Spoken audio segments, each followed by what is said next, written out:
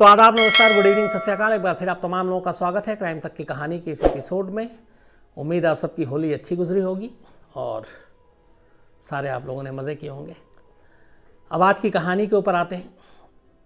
आज की कहानी एक लव स्टोरी है, एक प्रेम कहानी है। और किस तरीके से जो फिल्मों में हम लोग देखा करते थे, अमीरी गरीबी की दीवार, गांव, बिरादरी, समाज, वो सारी चीज़ें हैं। लेकिन यहाँ पे सरहद भी है। एक तरफ हिंदुस्तान है, एक तरफ कनाडा है, और पहली नज़र का प्यार है और उसका फिर जो अंजाम होता है उसको लेके कहाँ कनाडा तक में इंसाफ की मांग उठती है।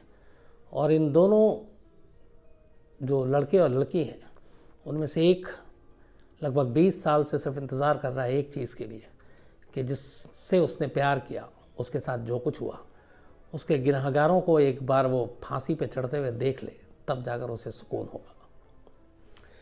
कहानी बहुत चर्चित है, कहानी बहुत मशहूर है। आप में से बहुत सारे लोग जानते होंगे इस कहानी को, सिर्फ नाम से ही लोग पहचान लेते हैं। और जस्सी और मिट्ठू की कहानी।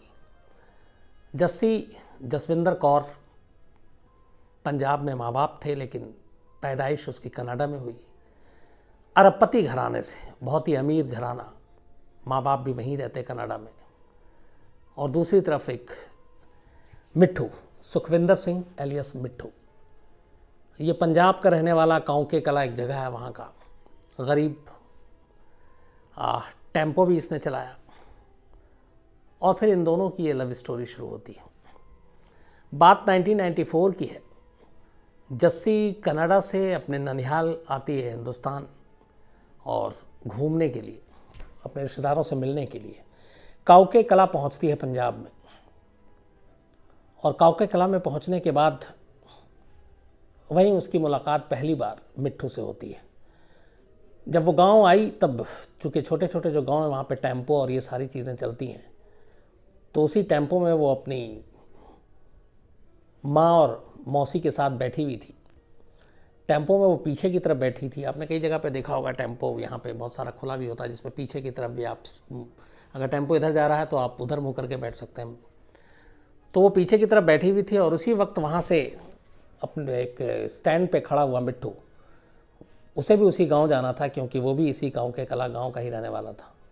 दौड़कर वो भी टेम्पो पे चढ़ जाता है और पीछे लटक जाता है। ये आम बात है बहुत सारे नॉर्थ इंडिया में। तो अब लटक के खड़ा चल रहा है टेम्पो पे और जस्सी बैठी हुई है। उसी टेम्पो पे दोनों की पहली मुलाकात होती है, दोनों की नज़रें मिलती हैं। मिट्ठू का कहना था कि पता नहीं उस पहली मुलाकात में ही कुछ ऐसा हुआ जैसे लगा कि ये दोनों एक दूसरे के लिए बने। बात आई गई होगी। इसके बाद टेम्पो अपनी मंजिल पे पहुंचता है, दोनों उतर जाते हैं। इत्तेफाक से जो जस्सी के ननिहाल का जो घर था उसका एक दरवाज़ा मिट्ठू के घर के पास ही खुलता था। हालांकि वो आलीशान कोठी और इसका बहुत ही छोटा सा घर। अगले दिन जस्सी घर से निकलती है, अपने स्कूटर उठाती है और वो एक दौरा करना चाहती थी गाँव का। स्कूटर ख़राब हो जाता है। इत्तेफाक से मिट्ठू मिल जाता है, मिट्ठू उसको ठीक कर देता है। फिर दोनों में मुलाकात होती है। इसके बाद फिर ये मुलाकात का सिलसिला होता है। वो एक साड़ी की दुकान में जाती है अपनी माँ और मौसी के साथ। मिट्ठू भी उसका पीछा करता है, वो भी दुकान में पहुंच जाता है। वहाँ भी दोनों मिलते हैं। वो मुस्कुराती है। चुपचाप से वो कॉफ़ी पी रही थी, वो कॉफ़ी भी बढ़ा देती है मिट्ठू की तरफ। और इस तरीके से इन दोनों की बातचीत, मुलाकात का सिलसिला शुरू हो जाता है। गांव में भी ये लोग मिलते रहते हैं और किसी को भनक भी नहीं मिलती। कुछ वक्त के बाद दोनों एक दूसरे से इजहार भी कर देते हैं। मिट्ठू और जस्सी एक दूसरे से साफ साफ कहते हैं कि वो प्यार करते हैं, शादी करेंगे। और धीरे धीरे ये दोनों अपनी इसी ख्वाब भरी ज़िंदगी में जी रहे थे कि अचानक अब जस्सी के लौटने का दिन आ जाता है। उसे कनाडा वापस जाना था, वो वहाँ पढ़ाई कर रही थी, उसे वकील बनना था। तो जब वापसी की बात आती है तो मिट्ठू भी उदास हो जाता है। जस्सी खुद नहीं जाना चाहती थी और उस जाने को टालने के लिए ये तक करती है कि वो अपना पासपोर्ट फाड़ देती है ताकि उसे वहाँ वो जा ही नहीं, ले ही नहीं जा पाए लोग। लेकिन घर वाले अमीर और पहुँच वाले, 15 दिन के अंदर दूसरा पासपोर्ट तैयार हो जाता है। और ना चाहते हुए भी जस्सी को पंजाब से जाना पड़ता है कनाडा। लेकिन वो मिट्ठू से इस बात का वादा करती है कि वो जल्दी आएगी और वो दोनों शादी करेंगे और कनाडा में ही बस जाएंगे। उनके जाने के बाद अब दोनों ख़त के ज़रिए एक दूसरे से संपर्क में रहते हैं, क्योंकि बात उस वक्त 94 की है, तब ये व्हाट्सएप और सारी चीज़ें नहीं थी, टेक्नोलॉजी इतनी नहीं थी। तो ये लोग हमेशा ख़त के ज़रिए बात करते और इसके अलावा उस गांव में एक पीसीओ था, उस पीसीओ पे महीने में एक बार कॉल आता था जस्सी का, और वो टाइम पता था ख़त के ज़रिए इसने बता रखा था, नंबर मिट्ठू ने दे रखा था। तो पाबंदी से महीने की उस तारीख को उस वक्त पे मिट्ठू वहाँ पहुँचता और दोनों की बातचीत होती है, दोनों बातचीत करते। धीरे धीरे वक्त बीतने लगा, करीब 5 साल बीत जाता है। 94 में आई थी जस्सी पहली बार जब दोनों की मुलाकात हुई थी। 1999 में वो दोबारा आती है, फिर मिलती जुलती है। इसके बाद इसी दौरान पता चलता है कि जस्सी के लिए उसके घर वाले एक लड़का ढूंढ रहे हैं, उसकी शादी हो जाएगी। ये बात वो मिट्ठू को बताती है। फिर दोनों तय करते हैं कि वो शादी करेंगे गुपचुप तरीके से। उसके बाद दोनों एक गुरुद्वारे में जाकर शादी कर लेते हैं। 15 मार्च 1999 को दोनों की शादी हो जाती है, पर इस शादी के राज को दोनों छुपा कर रखते हैं। जस्सी वादा करती है कि वो इसके बाद मिट्ठू को बुलाएगी कनाडा और दोनों साथ रहेंगे, अलग रहेंगे। और इसी वादे के साथ जस्सी कनाडा लौट जाती है। ख़त, फ़ोन पे बात अब भी हो रही थी। अब वो मिट्ठू के कागजात और ट्रैवल डॉक्यूमेंट्स तैयार करने की कोशिश करती है और वहाँ से फिर वो अप्लाई करती है। मिट्ठू के पास पेपर आते हैं गांव में। इसी दौरान मिट्ठू और जस्सी की शादी का विटनेस एक ख़ास मिट्ठू का दोस्त, वो ये राज जस्सी के घर वालों यानी कि जस्सी के ननिहाल में उगल देता है और वो बताता है कि इन दोनों ने 15 मार्च 1999 को गुरुद्वारे में शादी की है। ये बात जस्सी के मामा को पता चलती है। जस्सी के मामा भी एक बड़े रसूखदार अमीर शख्स और यहीं गाँव के कला के रहने वाले। जब उन्हें पता चलती है बात तो फिर हैसियत बीच में आती है, बड़ा गुस्सा आता है। जस्सी की माँ बाप को बताया जाता है और फिर माँ के इशारे पे कहा जाता है कि इस शादी को ख़त्म करना और इन दोनों को अलग करना है। पहला कदम ये उठाया जाता है कि अपनी हैसियत का इस्तेमाल करते हुए जस्सी के मामा पुलिस में जाकर रिपोर्ट लिखाते हैं जस्सी के मिट्ठू के ख़िलाफ़ कि इसने जो है ज़बरदस्ती किडनैप करके जस्सी को, जब वो यहाँ आई थी, और गन पॉइंट पे उससे शादी की है। सुरजीत सिंह मामा थे जस्सी के। पुलिस वालों को पैसा खिलाते हैं, पुलिस वाला मामला दर्ज करता है, मिट्ठू और उसके दोस्तों को अरेस्ट कर लिया जाता है। इस गिरफ्तारी की खबर कनाडा में बैठी जस्सी को मिलती है। जस्सी वहाँ से किसी तरह से नंबर का इंतज़ाम करती है और पुलिस को फैक्स करती है कनाडा में बैठकर कि उसे मिट्ठू ने कोई किडनैप नहीं किया, ना उससे ज़बरदस्ती शादी की, बल्कि वो दोनों एक दूसरे से प्यार करते हैं और उसने मर्ज़ी से शादी की है और कभी किडनैप नहीं हुई। अब जब ये चीज़ आ गई और अब पुलिस वालों को भी डर लगा कि जिसके किडनैप की बात हो रही है वो खुद ही गवाही दे रही है, तो मजबूरी में मिट्ठू और उसके दोस्तों को छोड़ना पड़ा। लेकिन पुलिस अलग अलग तरीके से तंग करने लगी। इधर जस्सी के रिश्तेदार मिट्ठू पे लगातार दबाव बनाने लगे। उसके भाई पे चोरी का इल्ज़ाम लगाया, उसके ऊपर ड्रग्स का इल्ज़ाम लगाया और तो और एक रेप का इल्ज़ाम लगवा दिया। एक लड़की को उन्होंने तैयार किया और उस लड़की ने जाके पुलिस में कंप्लेंट लिखा दी कि मिट्ठू ने मेरा बलात्कार किया है।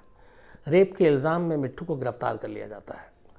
लेकिन तकदीर देखिए कि बाद में जिस लड़की ने इल्ज़ाम लगाया था उस लड़की को मिट्ठू और जस्सी की कहानी पता चलती है और वो इमोशनल हो जाती है और वो पुलिस में जाकर फिर कहती है कि मुझे ये दबाव देकर ये झूठी गवाही दिला और झूठा मुकदमा बनवाया गया, मिट्ठू ने मेरा कोई रेप नहीं किया।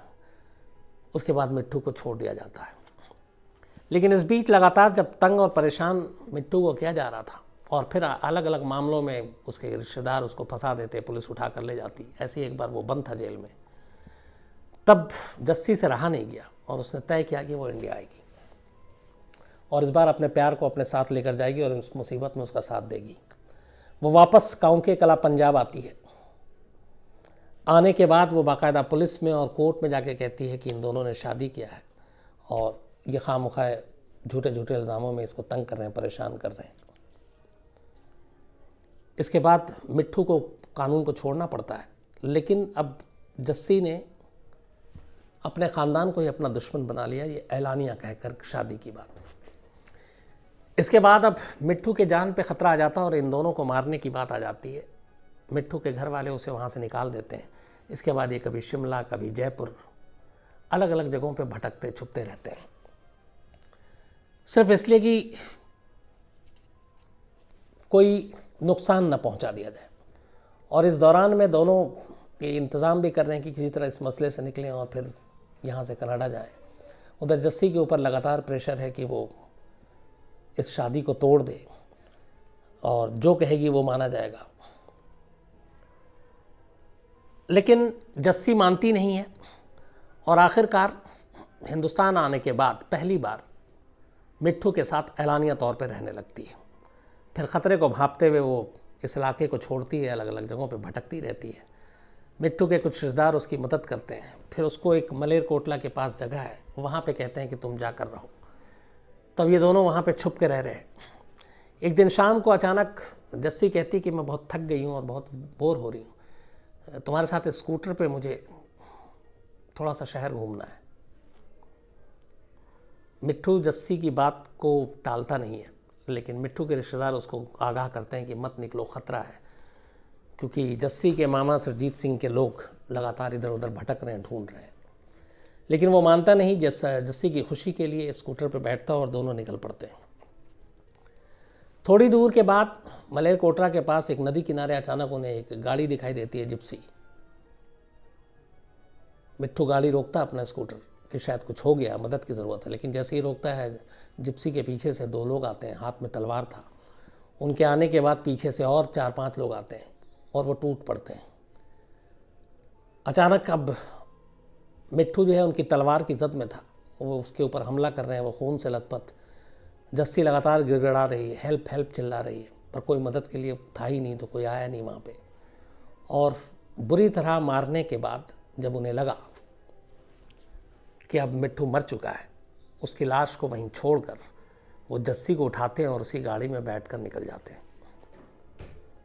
जो चार्जशीट और एफआईआर है उसके हिसाब से जब वो लोग लेकर निकले तो उसके बाद उन्होंने जस्सी से उसकी माँ की फ़ोन पे बात कराई और जस्सी रो रही थी और ये बार बार कह रही थी कि माँ मैं आपको छोड़ूंगी नहीं, मैं आपके इस राज को फाश कर दूंगी, मैं पुलिस में सब कुछ जाकर बता दूंगी।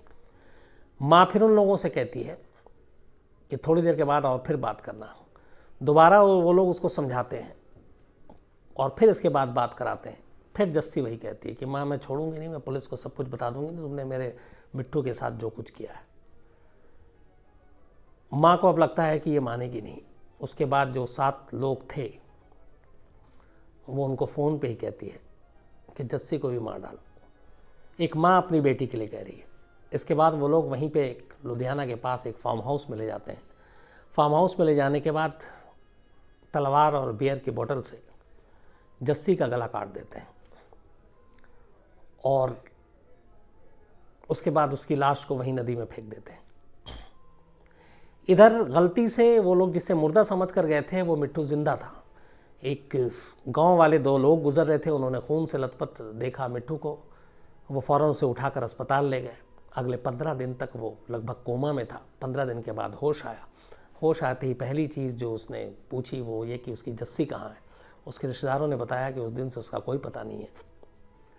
और फिर इसने पुलिस को रिपोर्ट लिखाई कि मेरे ऊपर हमला हुआ था और वो लोग जस्सी को उठा कर ले गए थे। और आखिरी जो उसके कानों में आवाज़ थी बस वो यही थी, हेल्प हेल्प, वो चिल्ला रही थी। इसके बाद इधर जस्सी की लाश मिल जाती है। जस्सी की लाश मिलते ही मिट्ठू बिल्कुल बदहवास पागल सा हो जाता है, लेकिन वो पुलिस में रिपोर्ट लिखाता है और फिर नामजद, चूँकि उसे धमकी मिली थी, इससे पहले भी उसे फंसाने की कोशिश की गई थी,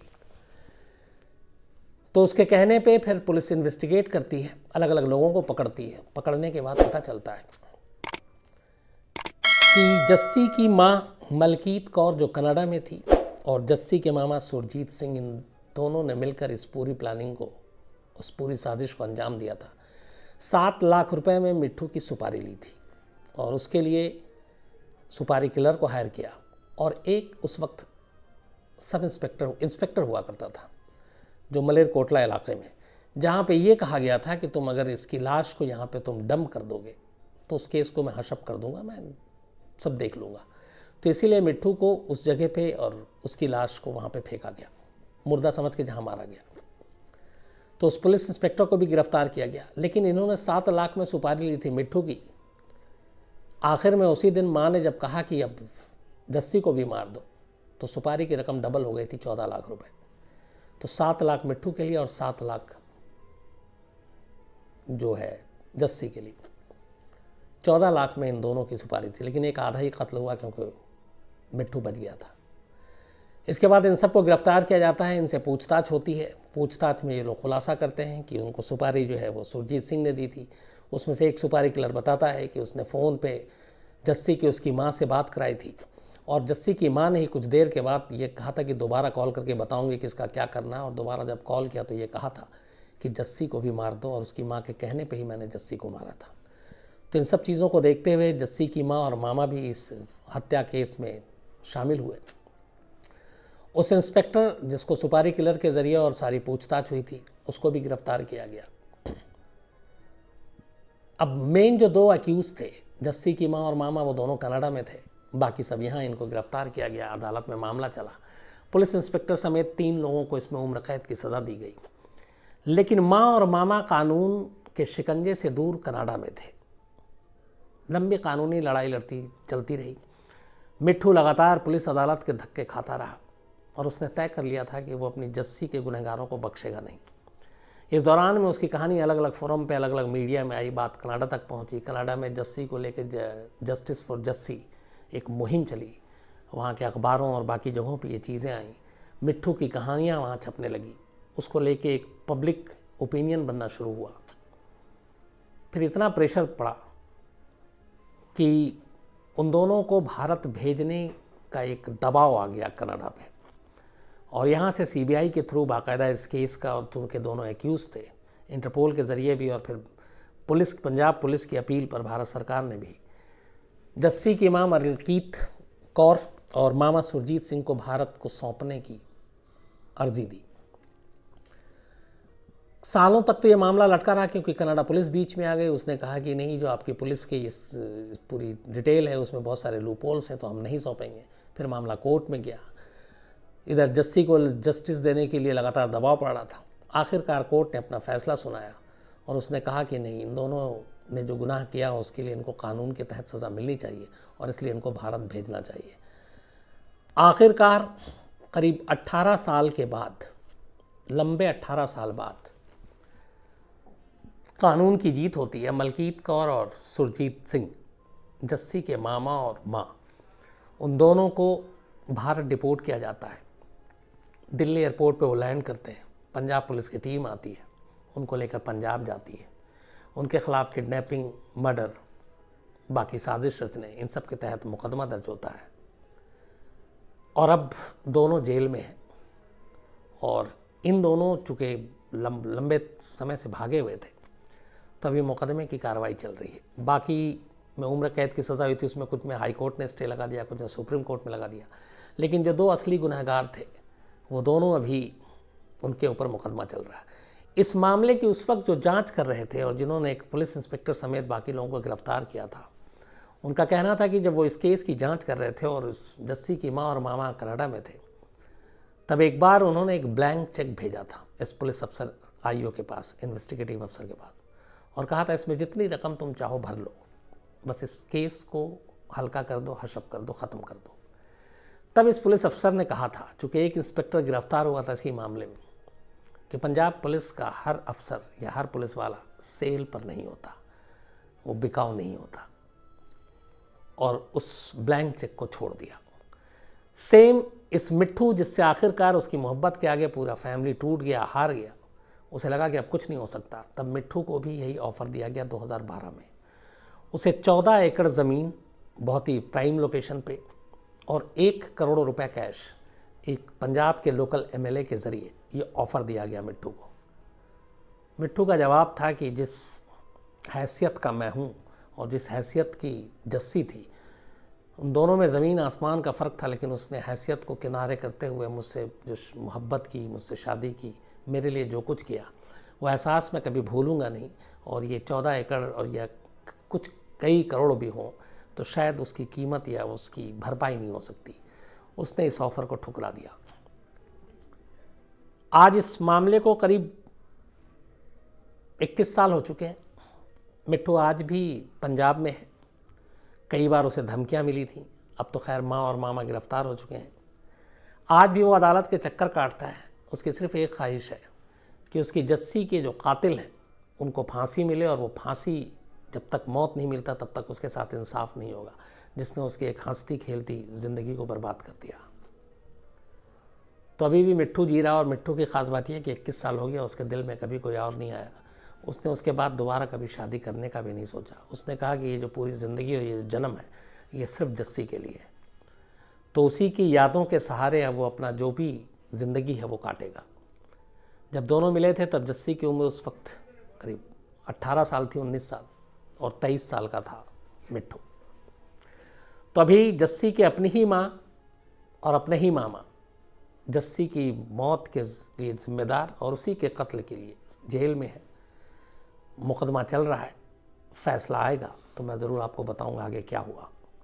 बट ये थी कहानी, एक अजीब सी मतलब कहानी हम कहें, जिसमें सब कुछ अचानक होता है और माँ और मामा ही अपनी बच्ची के दुश्मन बन जाते हैं। मारने किसी और को आए थे, मारते फिर अपनी बेटी को हैं, लेकिन हज़ारों मील दूर बैठकर माँ फ़ोन पे हुक्म देती है कि उसकी बेटी को मार दिया जाए। अफसोसनाक कहानी। तो इस कहानी में आज इतना ही। अब आपसे फिर मुलाकात होगी किसी और नई कहानी के साथ रात 9 बजे। तब तक अपना ख्याल रखिएगा। Thank you very much.